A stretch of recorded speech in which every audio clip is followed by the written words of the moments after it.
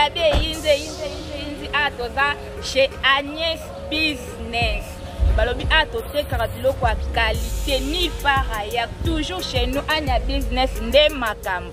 Babi awa toza na cotille, toza na makayabu, toza na viande, toza na makoso, toza na poisson, toza na huile, toza na semoule, toza na loso do nyonso oyo koluka awa ezali na prix ya se. Agnès Business, en tout cas, la prix na biso est vraiment abordable. Toza na biloko ya bien, presque l'article nyonso zoluka. Au ya froid, makoso, mbisi, sternum. Donc en tout cas toteka na prix ya malamu. Venez nombreux à tout ça la réduction. Donc on sommes ba carton et belé to c'est la réduction et après. Nous avons tout justement en avenue Lumumba numéro 6168 derrière il y a aéroport et Ndolo. Makata lopango na ba chinois ba teka ba vitre ba benga ngo wai. So outil triangle ozokende vers côté ba boaka ba bloco na Ndolo. Venez nombreux, tu as juste un limité awa. Donc awa nde balobi makambutu ok. En tout cas, vous allez décider, vous allez bien servi. Bon patapatati awa nde chez Agnès Business toujours tokos. Tindika télévision. Yes. Kamwasi Chilombo, les conseillers indépendant du chef de l'État, autoproclamé, n'encore toujours, dans les soucis de l'accompagner, match baby, match comme mabe, baninga ba anticiper. La guerre médiatique est comme réelle. Ça tire de partout. Tout si to timbeli bango ndenge ba joueur na terrain, ba bandi déjà. Ba safu, ba nani, tout le monde ba tcheja ba joueur na bango nanzela. Ba bukebai, ba bolojwa, ba kapinga, tout le monde ba comme classer ba joueur na bango contre biso. Ngai pe na doya bisa Eric Nindu.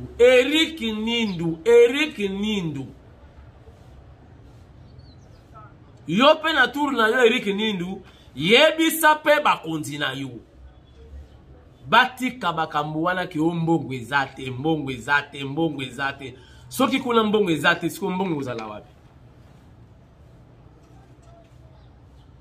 Ngonga ekoki baninga ba anticiper, ba chepe ba moyen. Opesa idée, bakoyamba ngo. Bosala collège, équipe, ya attaque, ya contre-attaque, bakoyamba ngo. So bosala ka budget, makambo elali kawa. Mbongo ezate. Match bani ko beba, mais biso tokozala na jeune bango te ya ba dénonciation verbale. À mon avis, on doit riposter avec des preuves matérielles, avec les images convaincantes.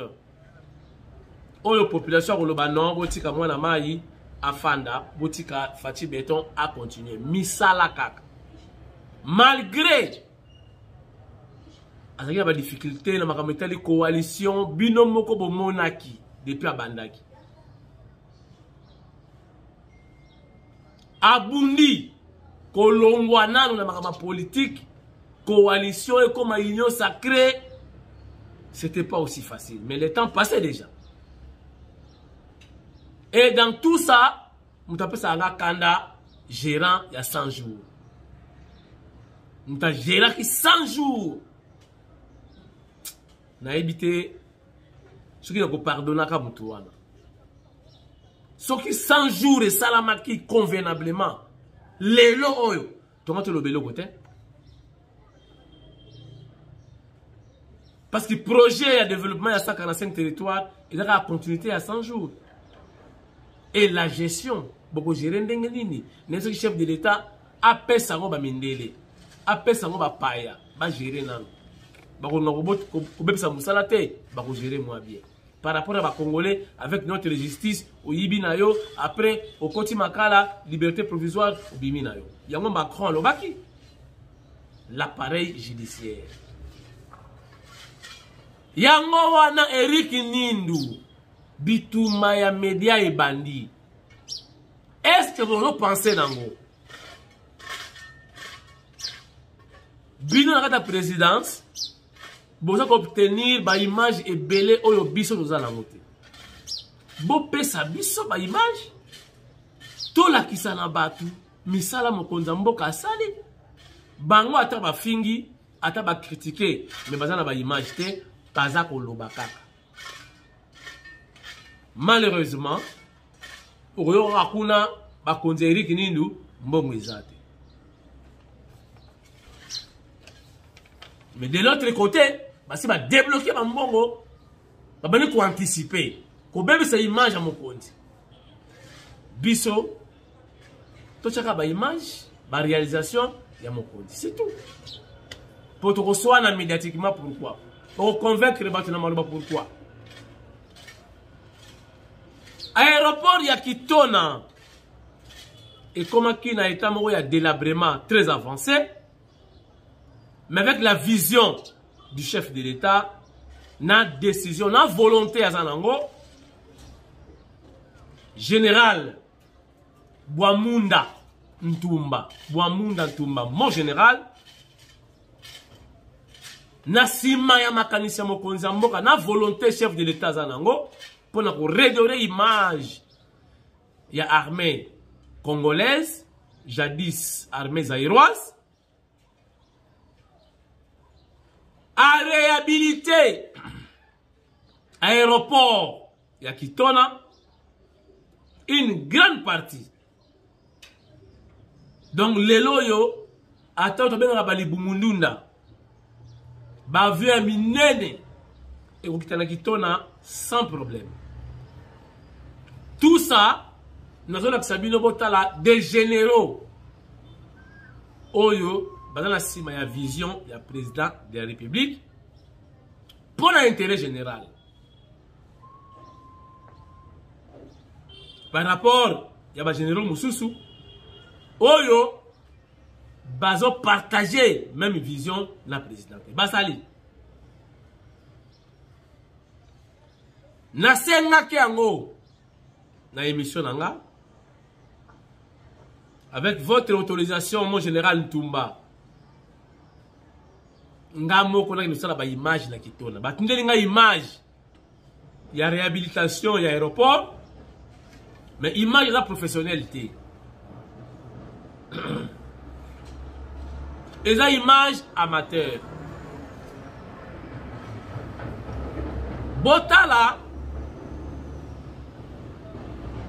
ndenge nini piste ya base ya Kitona et commis lelo oyo. Regarde. Donc là, nous avons commencé le marquage. Vous voyez, on est sur l'autre bout des pistes 13 droite. Donc, c'est-à-dire renforcer les écritures qui ont commencé à s'épuiser. Nous avons commencé le remarquage. Vous voyez, là, on est en train d'écrire 13. Et ce sera 13 droite. Donc, comme vous voyez, partout, le désherbage est fini. Sur la piste, on est à l'autre bout de la piste. Nous avons terminé avec nos véhicules et nos mains d'œuvre. Donc, nous terminons les travaux pour la grande partie cette semaine. Et nous allons voir, pour moi, avant que la semaine prochaine se termine, les avions vont commencer à réatterrir ici, sur la piste sud de la base aérienne de Kamina. Donc là, on est dans les finitions. On en a encore tout au plus 10 jours pour les petits contrôles. Mais sinon, là, nous tendons vers la fin. On a encore d'autres véhicules là-bas. Donc, comme j'ai dit, le plus grand défi pour nous, c'est le carburant et l'entretien des véhicules. Avec le même argent, nous réparons tout ce qui nous est utile, comme vous avez vu pour la niveleuse. C'est ce qui nous aide à travailler sur cette piste. Là, le désherbage est fini et nous sommes en train, les grandes réparations sont terminées. Nous sommes en train de faire des petites réparations. Merci beaucoup au chef de la maison militaire. Voilà, chapeau bas au général Bouamounda Ntumba. Pour la moussala de Gossala, pour l'intérêt général, pour l'intérêt de ma pinga la biso, il y a République démocratique du Congo. Bon, nazongi mukena lisolo ya mama Olivada abetaki tour na Bukavu boyokaki abengi mobali na ye David alobi David batu ba voter lisusu je crois que vous êtes candidat prenez la nomone là c'est comme si on postulait bon na quelle ba discussion te que non voilà et cause à la recevable ou pas mais ngana kei koloba boy na maloba ya mama Olivada lobi papa David azalaki na misala bandaki il faut assurer ça bokanisa on lengini port ya Matadi ekufa basali port privé pembeni na Vieledia siko so ya zongi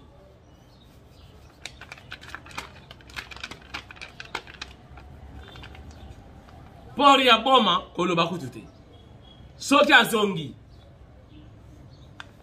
Bralima na Boma ekangama il paraîtrait oh alingako sombango baboyi kotekela ye adela bango linu ba compliquer bango Bralima ekangama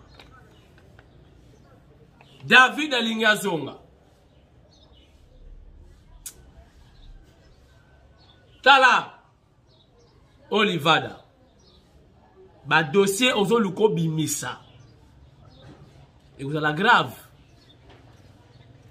Bukanga Lonzo contrat chinois hein parce que botani ma contrat chinois oyo ba yokana kina ba chinois siko mutanengo wana zonga donc il a ko kabapena mboko mbala moko prene avec des généraux tout rwandais na kati ya Congo na armée congolaise azonga mbalo akozoka yemoko Kagame atie chef d'état-major général Olivada tika batu bavanda kali ba dossier ko bima ebele na mulu na besoin au salir bien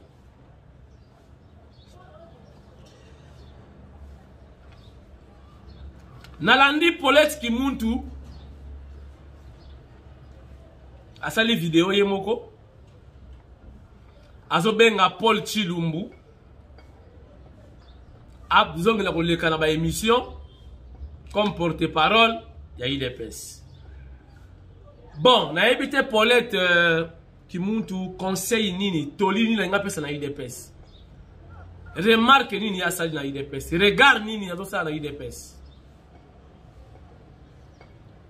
Na ina analyser maloba wana. Yo koma na mtu alamuka. Yo lobelaka na yo fayu. Olobelaka na yo batu mususu bazaka contre régime ya Fachi.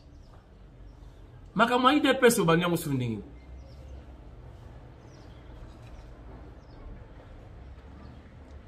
Olingo mettre en cause ba qualité ya CG Augustin Kabuya. To olingo contre sa organisation la kata IDPS. Paulette.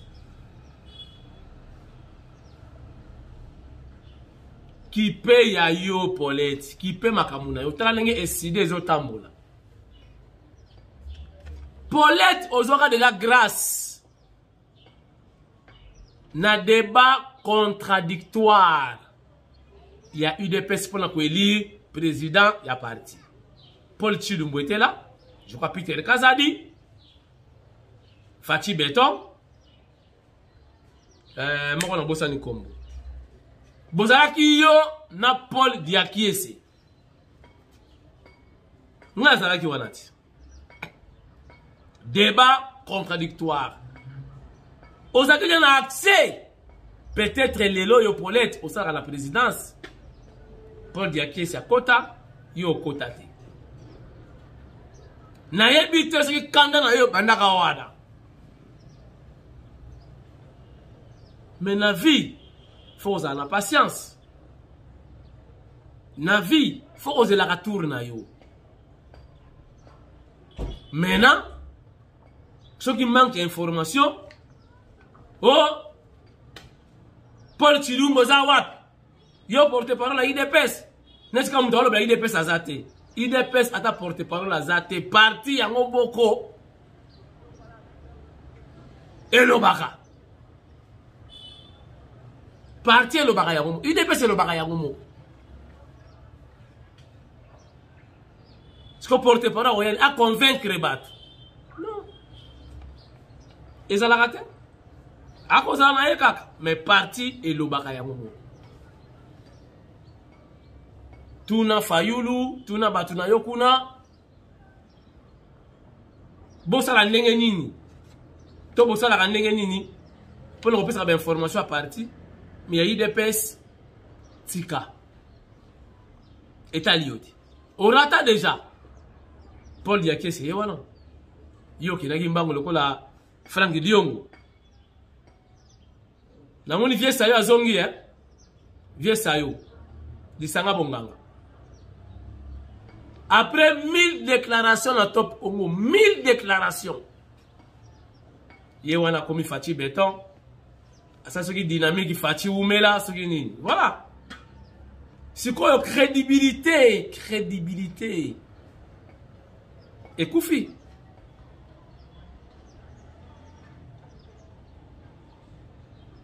Paulette tika na yo makambo IDPS c'est bon voilà babengi nga balobi soki bibi kapinga a chrétien lisusu Fachi alobi mabe makasi bon nako répéter makambo alobi awa te bato balandi ye na episode émission akala bien émission sika mamango isali ye passe abengi ngai bon ngana lobani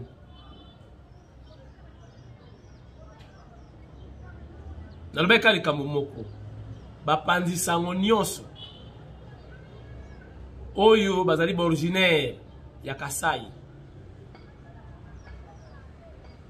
oyo bazako critiquer chef de l'état Fachi Béton vous allez sanctionner mystiquement, traditionnellement.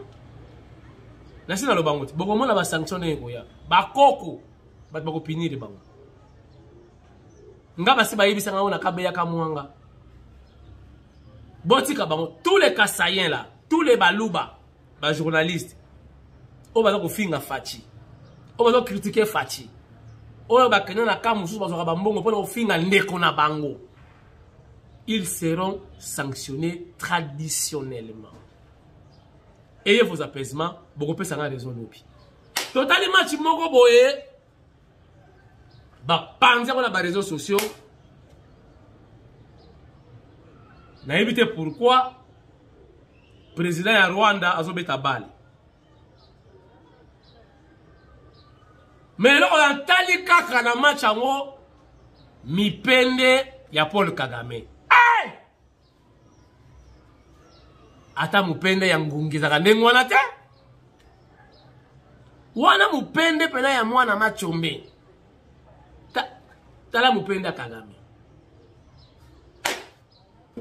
mutonga ye wana nyoko la biso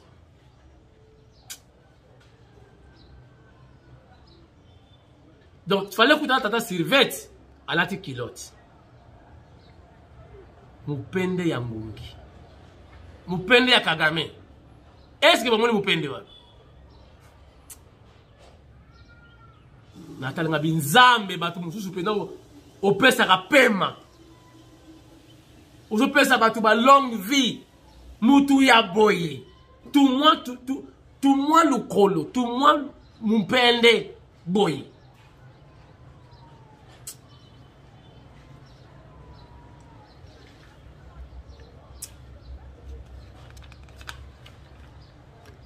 émission ici. Un jour, ba Rwandais, comme histoire na Rwanda, bango.